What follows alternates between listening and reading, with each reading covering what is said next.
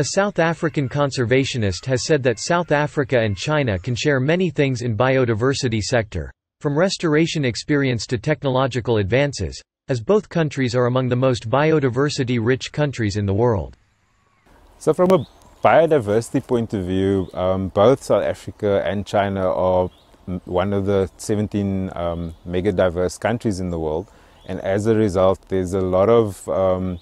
things that especially the biodiversity practitioners can share in terms of experiences with restoration, collection of material for biodiversity purposes, and just general infield and other technological advances that have been made. And I think that kind of lessons learned and transfer of knowledge would be an excellent place to start with that sort of collaboration. The Botanical Society of South Africa was founded in 1913, to help develop and support the country's national botanical gardens.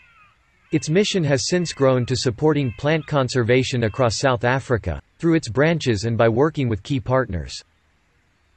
As China is scheduled to host the second phase of the 15th meeting of the Conference of the Parties to the United Nations Convention on Biological Diversity later this year, Koopman said more collaboration between African countries is expected at the meeting. Definitely there's been an increase in cohesion from the African continent in terms of what we need and also what we can bring to the table in terms of our lessons learned to share with the broader biodiversity community in terms of our experiences. And that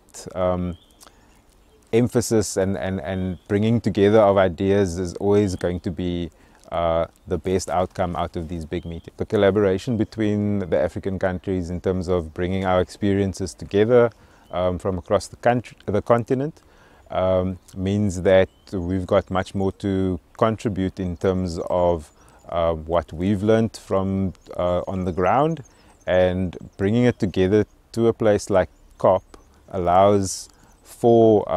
that melting pot of ideas, and that we can get the best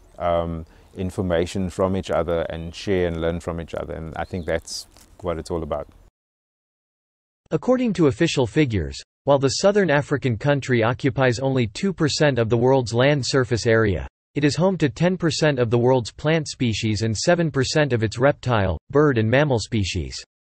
South Africa also has around 15% of the world's marine species, and is ranked among the top 3 countries globally in terms of plant and marine species endemism.